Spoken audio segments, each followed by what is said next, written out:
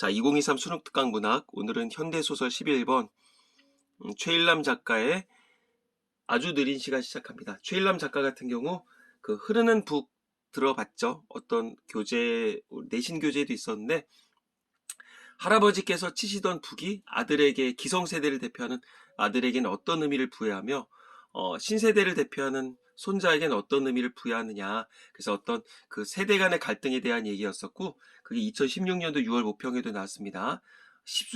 거의 십수년 전쯤에 뭐 수능에도 한번 나온 적이 있었고요. 최일남 작가 같은 경우는 어떤 그 노년 소설을 많이 쓰신다고 보면 되겠고, 그 다음에 어떤 노년층에 대해서 어떤 특별히 옹호를 한다거나 비판을 한다거나 그게 아니라 제3자 입장에서 좀 객관적으로 바라보면서 어떤 그 세대마다 느낄 수 있는 어떤 성찰을 보여준다, 이렇게 보면 되지 않을까 싶어요. 자, 일단 문제로 들어가서 전체적으로 훑어보고 문제 푼 다음에 좀 추가적인 얘기를 해주면 어떨까 싶어.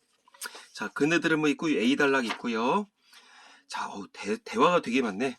일단 1번 A의 서사적 기능에 대한 이해로 가장 적절한 거 A 읽고 나서 풀자. 그 다음에 인물간 대화의 내용, 과거의 한 행동, 뭐 상징성 뭐 보고 가도 될 것 같아. 그 다음에 2번 기업부터 미음에 대한 설명, 적절하지 않은 거래.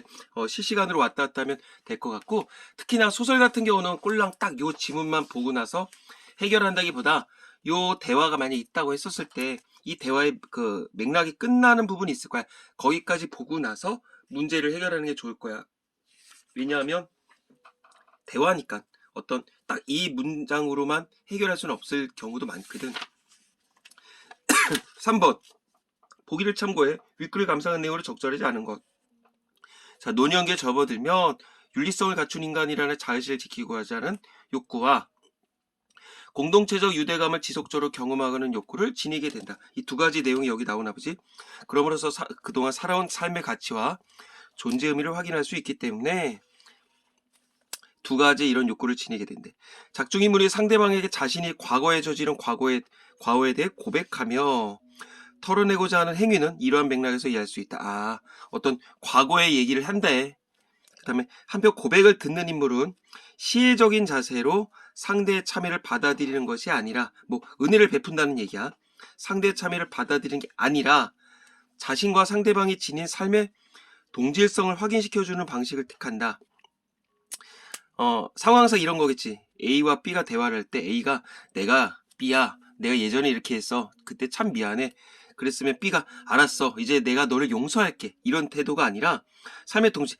에휴, 사람 다 그런 거 아니겠어. 야, 나도 그랬어. 나도 옛날에 너한테 이런 적 있었잖아. 이런 식으로 해결을 한다. 그런 느낌인 것 같아.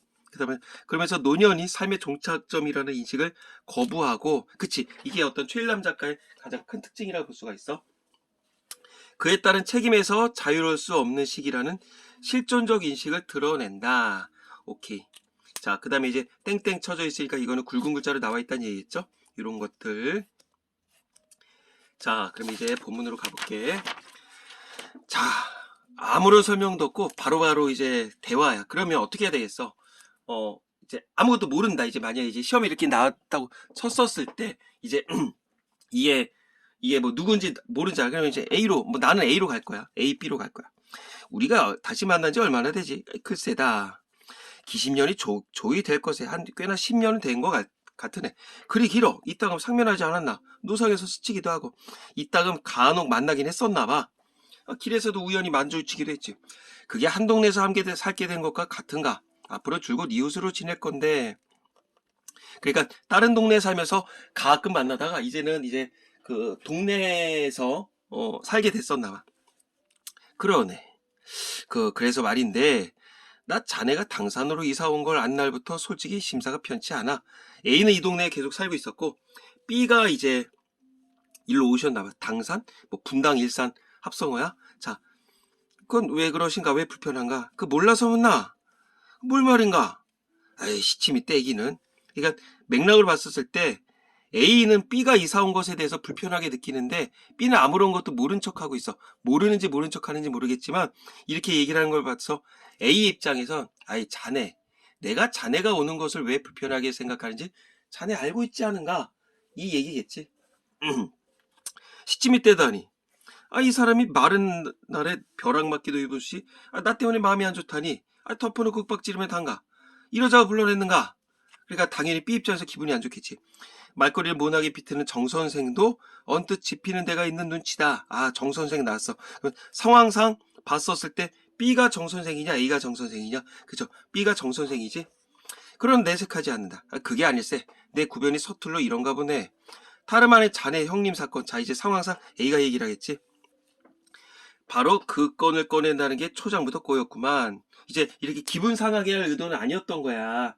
근데 이제 B 말 그대로 여기서는 이제 정 선생이라고 밝혀줬잖아. 정 선생이 기분이 안 좋으니까 이제 A의 입장에서는 예전 이야기를 이렇게 하면서 내가 자네 이렇게 기분 상하게 하려던 건 아니었었네. 그런 거겠지.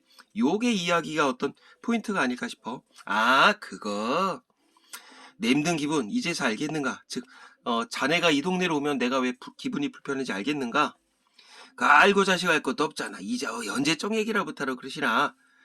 그걸 갖고 이 친구는 내내 소가리를 했는가. 멀리 귀양 보냈다가 나를 보자마자 새삼스럽게 가위 눌렸던가. 이상하다. 전체적으로 봤었을 때 뭐 정선생 이렇게 했었으니까 일단 시점으로는 전지적 작가 시점이라고 볼 수가 있겠지. 물론 이제 등장인물의 뭐 어떤 성격까지 다 내포한 건 아니겠지만, 근데 이런 구조는 좀 알고 넘어가야 되지 않을까 싶어. 이 친구는 내내 소가리를 했던가. 이 친구가 누구겠냐? 상황사 A겠지. 그리고 멀리 귀양 보냈다가 나를 보자마자 나는 여기서 보면 B겠지. 새삼스럽게 가위 눌렸던가. 자, 어떤 서술자가 뭐 특정 인물의 입장에서 서술한다. 이렇게도 얘기를 할 수가 있겠지. 특정 인물 입장에서 서술하더라. 그 정도 좀 적어둬도 좋지 않을까 싶어. 자, 뜬금없이 전쟁 전야였다. 자, 이거 아까 전에 3번 문제인가? 그랬었죠. 과거의 과오를 고백한다. 그러면 이제부터는 뭐가 나오겠냐? 과거의 과오가 슬그머니 해서 액자식 구성처럼 나오는 거 같지? 전쟁 전야였다. 좌우익으로 갈린 고향 청년들끼리 후딱하면 몽둥이 쌈질을 벌이던 무렵이다. 김 선생네는 등장인물이야. 그럼 여기서 봤을 때 딱 A겠지. A인지 아닌지 모르겠지만 중학교 뒷문교에 살았는데 그날 밤 심한 설사병에 시달리던 중1짜리 김소년이 우연히 목격했다. 이 김선생이 김소년인가 봐. 옛날이니까. 두세 차례 밀어내는데도 여전히 묵직한 알배를 쓸며 뒷간을 들락거리다가 학교 안 공기가 어쩐지 수상하다고 느꼈다. 누가? 김선생 어릴 때. 대충 일 마치고 대문 밖으로 나섰어. 김선생이. 울타리를 뚫고 불빛이 새나오는 숙직실 속으로 가만가만 다가가서 안을 기웃거렸어. 몇몇 선생님 포함한 대여섯 청년들이 바삐 움직였는데 폭넓은 두루마리에 붓글씨를 쓰고 등사판을 미는 등 어수선했다. 자, 상황은 대충 알겠죠. 학교에 있었는데 자꾸 화장실 들락날락 거리다가 밤인데 왜 여기에 선생님들이 이렇게 막 약간 어수선하게 있지? 이걸 봤었나봐. 집으로 돌아온 그는 마침 아버지와 함께 대작하고 있는 작은 아버지에게 자랑삼아 일러 바쳤다. 예, 학교에서 이런 일이 있었는데 막 대잡아 쓰고 그랬어요. 농지개혁 이후 지가 증권으로 살림을 꾸려가던 두 분은 아빠와 작은 아버지, 이 나쁜 놈들 하면서 즉각 경찰에 알렸고 경찰은 곧 숙직실을 덮쳤다. 자, 시대상을 알 수가 있겠지. 이거 뭐 역사적인 거 굳이 얘기를 안 해줘도 되지 않을까? 이제 이승만 정부 토지개혁 그런 거 들어봤었죠. 이제 나라에서 보상금을 받는 어떤 하나의 명분으로 이제 땅을 유상 분배했던 거잖아. 그러니까는 보상금 받으면서 이제 내 땅이 이제 나라 걸로 이제 수용이 당하게 되는 그런 거였겠지. 이제 나쁜 놈들 하면서 이제 경찰에 이제 신고를 했나 봐. 그러니까 돈 받고선 땅 뺏겼다 이런 것도 이제 빡치고 기분이 나쁜데, 이제 북한 입장에서 이제 좌익과 우익에서 어떤 좌익에서는 그 무상 몰수를 주장을 하고 있었잖아. 그러니까 더 기분이 상할 수밖에 없겠지. 그 속에 정 선생의 형이 끼었던 거다. 아까 전에 여기서 이 정 선생의 형. 오케이. 조직의 일원이 아니라는 사실이 나중에 밝혀졌으나 소용없었다. 공교롭게도 그날 밤 숙직이었는데다가 나흘후엔 전쟁이 터졌기 때문이다. 말 그대로 6.25 바로 직전 이야기였었네. 그런 와중에서 어찌어찌 목숨을 건진 것마다 요행이었다. 그나마 살긴 했었나 봐. 자, 하나 오래가지 못하다 이미 결단나무로 피난터를 옮겨 다니다가 전쟁이 끝나기 전에 병사했다. 병으로 죽었다. 자, 그러니까 전체적으로 봤을 때 뭐 이제 고문도 당했겠지. 뭐 이제 뭐 후유증 겪다가 이제 죽지 않았을까 싶어. 자, 역사에는 가정이 없다고 했듯이 설사병만 아니었어도, 측간에만 안 가서, 화장실만 안 갔어도 부질없는 후회에 앞서 제보자에 대한 소문이 미구에 퍼졌다. 동네에 이제 어귀에 퍼졌다는 얘기겠지. 무슨 말이냐면, 걔가 아니 그 누구 신고했다며, 집에 가서 지 애비, 지 작은 애비한테 일로 바쳐가지고 이게 그 정 선생, 그 정소년이었기, 정군 그 형아가 이렇게 잡혀가서 죽은 거 아니야? 이제 이렇게 막 소문이 돌았겠지. 그러니까 철없이 왜 그걸 괜히 가서 얘기를 했었냐. 그러니까 당연히 정 선생이 형이 죽었고, 그거를 말 그대로 김 선생이 막 이제 고발을 해서 죽었으니까 김 선생은 미안한 거지. 난 그럴 의도가 아니었었는데. 그러니까 어떤 그 죄책감이 계속 뿌리기 자리 잡히지 않았을까 싶어. 그 내 원망 많이 했을 거네. A가 이제 김 선생 이제 편의다 계속 갈 거야. A는 누구다? 김 선생이다. 그 다음 B는 누구다? 정 선생이다. 그 다음에 정 선생네 형이 김 선생이 고발을 해서 이제 뭐 어떤 뭐 고초를 겪었다 그 얘기했죠. 그 사람들의 작은 몸뚱아리에 뭐엔 비밀이 뭐 이렇게 많아. 이제 이렇게 이게 무슨 말이야. 이제 정 선생 입장에선 이제 김 선생이 사과를 하는 거 아니야. 자, 여기부터는 현재겠다. 이거는 과거겠고, 이 달락은 과거 뻔하겠고, 이제 여기부터 현재로 왔는데 에이 김 선생이 이제 사과를 하니까 에이 그 뭐 이렇게 비밀이 많어 하면서 이제 약간 이렇게 쑥스럽게 얘기를 하는 거겠지. 그러니까는 작은 몸뚱아리 뭔 비밀이 이렇게 길이 그리 많냐. 김 선생 자네 내 형에 관한 일로 얼마나 그렇게 마음고생이 많았는가, 이런 의미가 내포되지 않았을까 싶어. 정 선생은 딴전을 피웠다. 이제 어안이 벙벙해 대꾸조차 못한 김 선생의 눈이 깜빡깜빡 진이를 묻는다. 뭐지? 정 선생, 자네 형이 나 때문에 예전에 죽었지 않는가? 내가 몇십 년을 이렇게 죄책감을 갖고 사는데, 아니 자네는 괜찮아? 이제 이렇게 딴전을 부려? 이러니까는 좀 어안이 벙벙하겠지. 안 그래? 저마다 간직하고 있는 비밀이 얼마나 많은가? 이거는 상황상 삐겠다, 정 선생.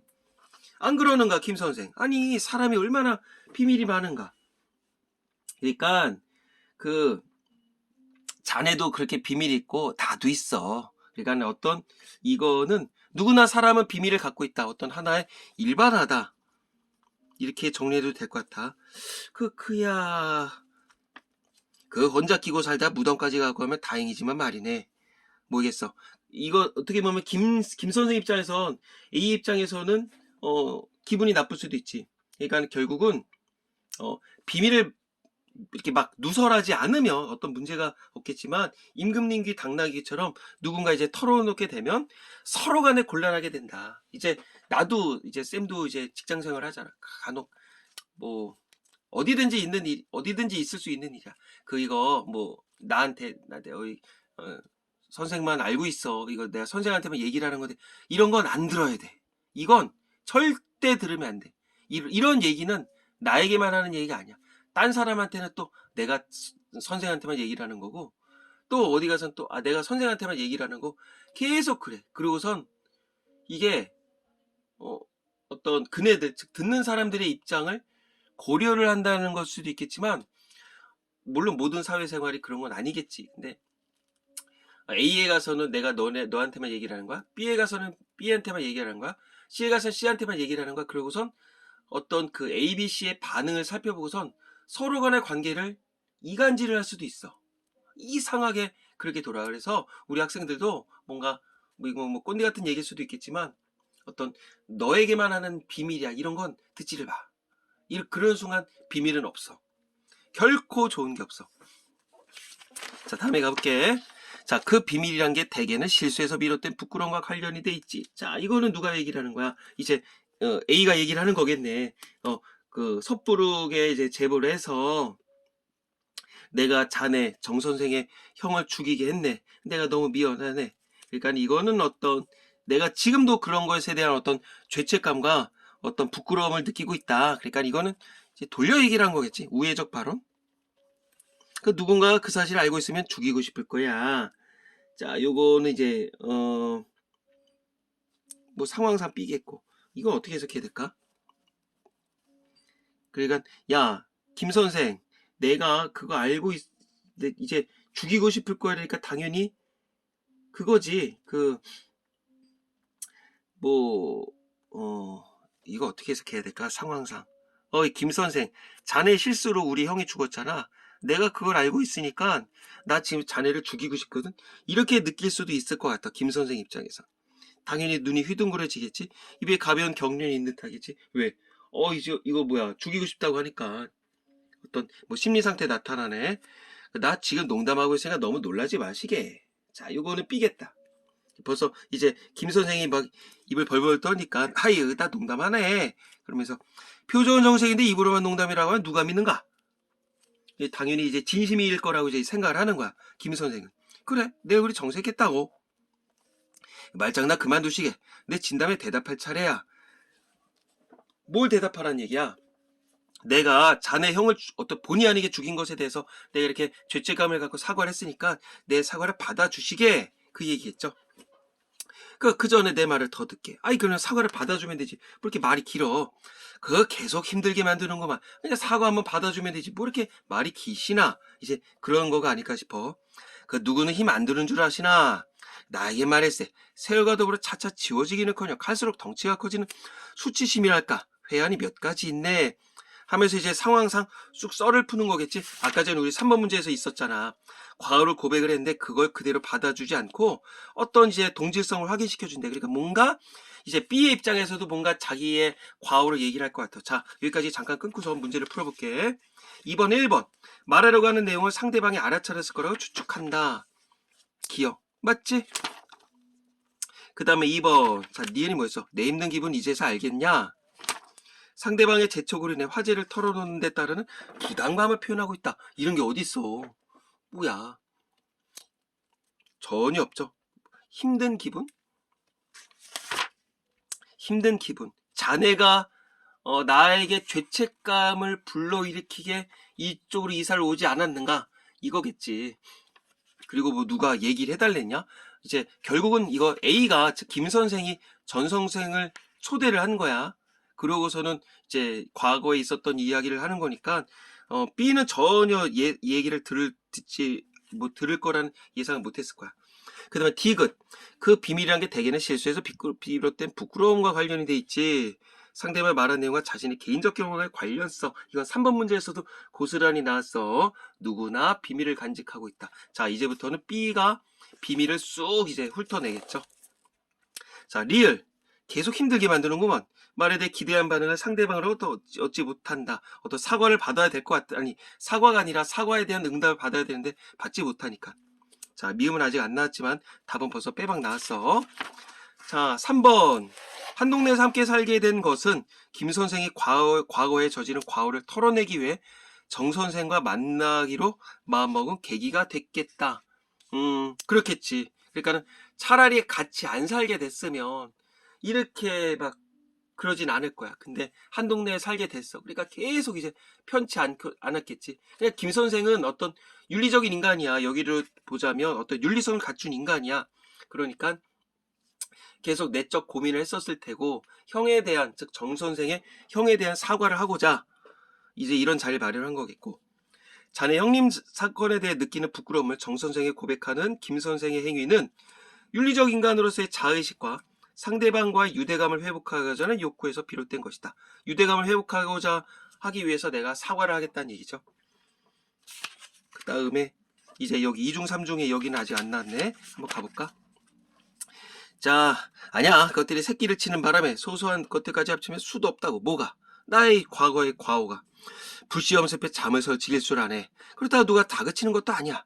사서 지랄하는 거지. 자네도 알지 않나? 내 고등학교 졸업장 위조해서 삼류대학이나마 들어간 것. 이거 자기의 과거에 있었던 과오를 까발리는 거죠. 그뿐인가? 나 자기 살림도 말이 아닌 친구 하나가 가족 몰래 빌려준 돈까지 떼어먹었다니. 자기도 살기 힘들면서 이제 돈을 빌려줬나 봐. 그걸 또 띵 까먹었대. 그 일찍 죽었거든. 그래 얼마나 미안하겠어. 아니 당연히 유가족을 찾아서 저간의 사정을 고백하고 돈을 갚아주면 좀 좋아. 차일피일 미루다가 아주 기를 놓치고선 인생 제대 말년에 2중 3중의 뉘우침을 겹겹이 안고 살고 있다네. 그러니까 이것에 대해서 계속적으로 어떤 노년에까지도 왔어도 어떤 돈을 갚지 못했던 것에 대한 어떤 죄책감이 계속 있다는 얘기야. 자, 그다음 그러기로 되면 누군들 마음이 편하니까 이건 뭐 특별한 거 없겠지. 그냥 이제 그래, 이거는 이렇게 해석하면 될 것 같다. 야, 아이 자네가 그렇게 까발리기 시작하면 나는 미안한 게 더 많네, 이런 거겠지. 그래서 속이 편하고 불편하고 떠나 연만한 자는 내남 없이 그만한 자충수와 싸우는 것 같아. 자충수라는 용어가 나서 이거는 바둑 용어거든요. 그거지. 이제 그 연만한 자, 말 그대로 나이가 많은 사람은 내남 없이 그나마 자충수와 싸우는 것 같아. 이 자충수란 용어를 어떻게 해석해야 될까? 그러니까 그거지. 이제 나의 행동으로 인해서 자승자박이라고 들어봤죠. 결국 내가 던진 꾀에 내가 이제 당하는 거야. 그러니까 누구나 이제 실수를 저지른다. 그리고선 해결 못하고서 이제 그러면서 이제 늙는다. 결국은 어떤 그 회환이랄까? 과거에서 절대 벗어날 수는 없는 거다. 그러니까 우리 인생은 한번 실수를 하게 되면 늙을 때까지 그걸 계속적으로 머리에 안고 살아야 된다. 그걸 이제 자충수라고 표현한 게 아닐까 싶어. 이거는 충분히 내신 시험에서도 나올 만한 용어가 아닐까 싶어. 자, 지나치게 소극적인 네거티브 발생이네. 응? 이런 어쩌고 저쩌고 크건 작건 자신이 선택한 직업에 기를 써서 가족 먹여 살려고. 그러면 당연한 건데. 이 기가 그 자식 기르는 게 얼마나 큰 일인데 얼마나 벅차고 보람 있는 사업이지 않는가. 그러니까 너무 그렇게 지난날의 과거에 대해서만 부정적으로 생각하지 말라. 그러니까 돈 잘 벌고 못 벌고라는 건 상관없이 가족 부양하는 것 자체가 인생에서 커다란 가치가 있는 거다. 그러니까 너무 과거에 대해서 부정적으로 느끼지 마라.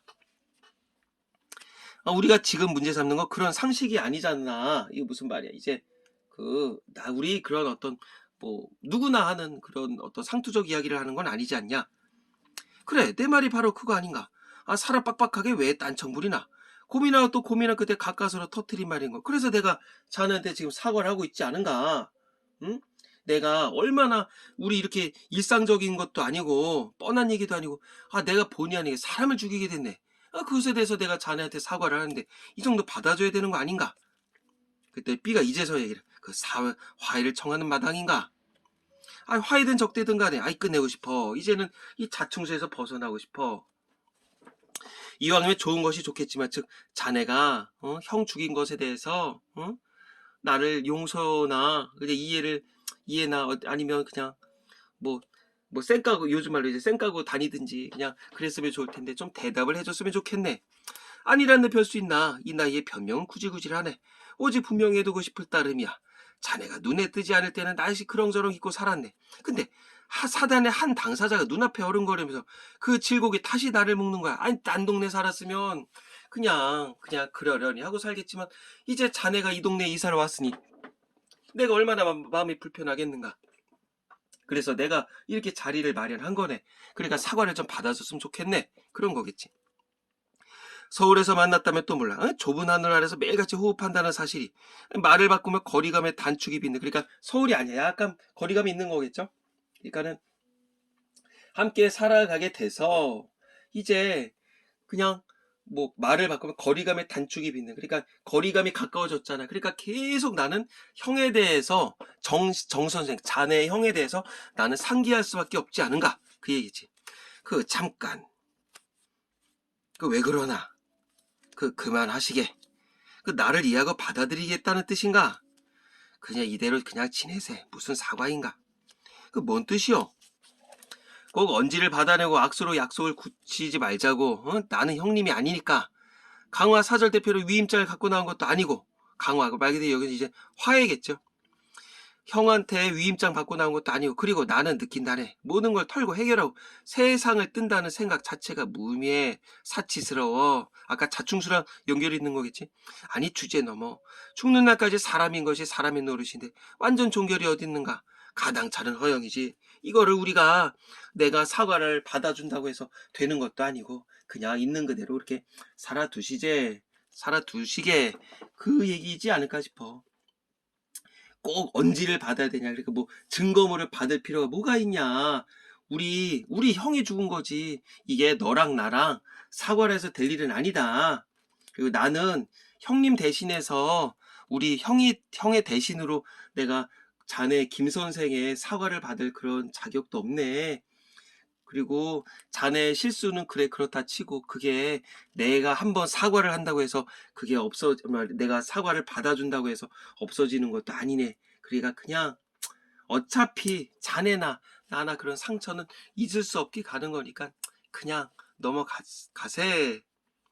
그 알 듯 모를 듯하게 얘기를 하는구만. 나도 내 마음 몰라 헤맬 때 많아. 긴장 풀리면 건강에도 해롭다는 생각 그 다음에 한다네.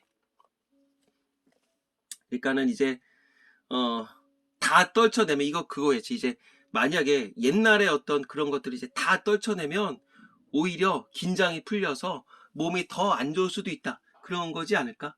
그러니까는 이제 정 선생은 여기까지 보면 앞뒤 다 자르면 학생들은 그냥 거부하는 건가요?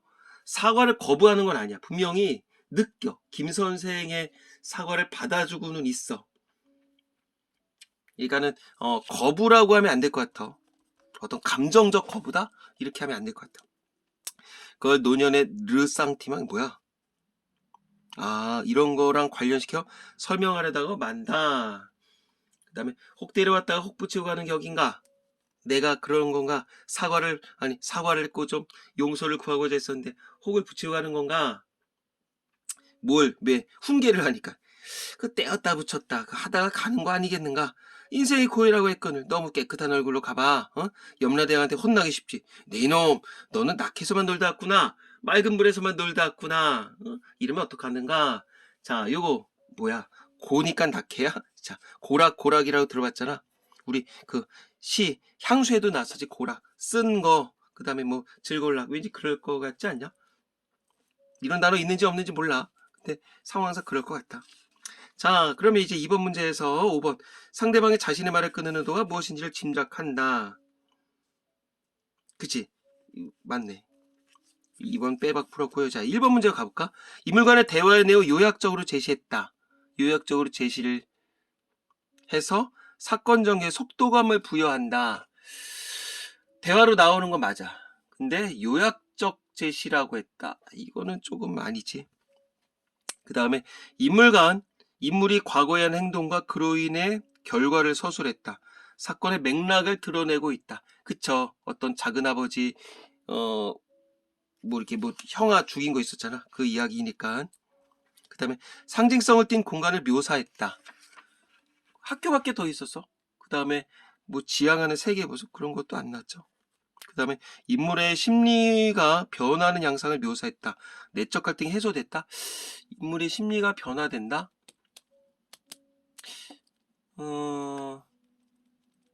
김 선생의 입장에서 심리가 변화되는 거겠지. 예전부터 해서. 근데 내적 갈등이 해소가 된 건 아니지. 그 다음에 시대적 배경을 나타내는 이념적 차이가 시대적 배경 나오긴 했어. 6.25. 근데 이념적 차이가 드러난다? 이런 거는 아니겠고 갈등이 지속되어 온 원인이다? 아니죠. 이런 것도 아니겠지. 이건 맞겠지만 뒤에 거가 틀렸네. 그래서 정답은 2번으로 하면 될 것 같고 3번 이중 삼중의 뉘우침은 정 선생이 김 선생의 고백한 과오들로 인해 노년기에 지니고 살아가는 감정을 나타낸 것이다. 뭐야 이거는 정선의 김선의 고백한 과오들. 아까 전에 돈 안 갚은 거, 그 다음에 대학 위조 이런 거에 인해 노년기에 지니고 살아가는 감정이 맞겠네. 그 다음에 벅차고 보람 있는 사업. 김 선생이 자신의 삶의 가치와 존재의 의미를 확인하며 정 선생과 대화하는 상황을 가리키는 것이겠다. 벅차고 보람 있는 사업. 왜 이거는 어떤 우리의 인생을 얘기를 하는 거겠지. 결국 어떤 자네 너무 이렇게 네거티브로 생각하지 말고 자네의 인생에 가치가 있는 거네. 그런 거니까 이거를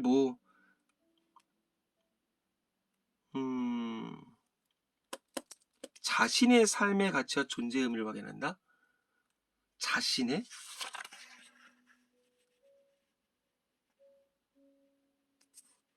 아니지. 이거는 자신의 삶이 아니지. 그러니까는 정 선생에게 얘기를 하는 거겠지. 이거는 김 선생이 정 선생에게 너무 네거티브로 생각하지 마시길 그 얘기했다. 떼었다 붙였다 하다가 죽는 것이 인생이라 정 선생이 말해서 책임질 자유스러울 수 없대. 이 아까 전에 어떤 자충수라는 단어랑 연관 지을 수 있을 것 같아. 이렇게 정리를 하면 될 것 같아요. 자, 대화가 구성이 되기 때문에 이거를 차라리 선생님처럼 어차피 처음 보는 대화가 나오면 읽다가 그냥 혼자 막 쇼하다가 이게 도대체 누가 얘기하나 분명히 그럴 수가 있어. 그러니까 차라리 이렇게 하는 게 나을 수도 있어. 자, 그럼 이 소설에 대해서 몇 가지 좀 정리를 해주고 가볼게요. 제목에 대해서 얘기를 해볼까? 왜 아주 느릴까? 노년들의 삶에 대해서 얘기를 하는 거야. 그러니까는 왜 느리냐? 어떤 노년의 삶에 대해서 한번 철저하게 진지하게 진지 모드로 어떤 성찰을 해보세. 그런 의미겠지. 자, 그 다음에 시점으로 얘기를 하자면 아까 전에 전지적 작가 시점이었었죠. 근데 중간중간에 어떤 특정 인물의 시각에서 이야기를 풀어낸다고 얘기했었고, 중간에 여기서 보면 좀 이런 거 뭐 요약적 제시라고도 볼 수 있을까? 전쟁 전야였다. 어떤 그 사건에 대해서 뭐 간단하게 정리한 것도 나왔었고, 그 다음에 특징적인 몇 가지 얘기를 하자면, 그치. 어떤 사건은 같다. 형의 사건. 하나의 사건에 대한 다른 반응. 김 선생은 죄책감을 느끼고 있지만 정작 정 선생은 특별히 의미를 두지 않았었지. 그리고 이거 아까 전에 무슨 그거 있었다. 뭐 관용적 표현이 있었는데 아까 읽다가 그냥 대충 넘어갔었는데 요 앞에 요쪽에서 무슨 관용적 표현이 있어서 많이 쓰는 거 한번 찾아봐. 그거 어렵지 않을 거야. 관용적 표현이 있어. 아까 전에 얘기를 하면서 이거 좀 얘기를 할까 그랬었는데 안 보이네. 그치. 마른 날에 벼락 맞기도 이런 것들 어떤 뭐 관용적 표현 이런 거 이제 고등학생인데 이런 거 내진 않겠지. 근데 일단 관용 표현이 있더라. 그런 거 보면 되겠고 전지적 작가 시점 그리고 중간에 특정 시선 그 다음에 이제 옴니버스 구성 옴니버스 구성. 그래서 전체적인 얘기를 하자면 이제 우리 양귀자 작가 소설에 그거 있죠? 뭐 길모퉁이에서 만난 사람들 들어봤지? 우리 중학교 책에도 나오는 것 같은데, 자, 첫 번째 에피소드는 이제 여기서 민 선생이 나오는데 이제 친구가 죽었어. 그래서 문상에 이제 아내랑 가면서 그 어떤 죽음이 무엇일까에 대한 얘기가 나오고, 이제 두 번째 이야기가 요 이야기야. 정 선생과 김 선생의 이야기. 그 다음에 세 번째에서는 박 선생이라고 나올 거야. 박 선생. 그래서 이제 죽음을 앞둬서 친구가. 그래서 다른 자기가 만나지 못하기 때문에 동창생을 만나서 대화를 하는 이야기가 돼요. 그래서 또 홍 선생이 나와. 이제 혼자 이제 양식집에 앉아 있어. 그러고서는 아내가 죽었거든. 그래서 홀로 이제 독백을 하면서 내가 남은 삶을 어떻게 살아야 되느냐. 그런 이야기를 진행된다고 보면 될 것 같다. 자, 대화로 처음부터 끝까지 구성이 됐기 때문에 학생들이 도리어 어렵게 생각할 수도 있어요. 잘 정리해 보시고요. 궁금한 건 언제든지 물어봐 주세요. 수고했습니다.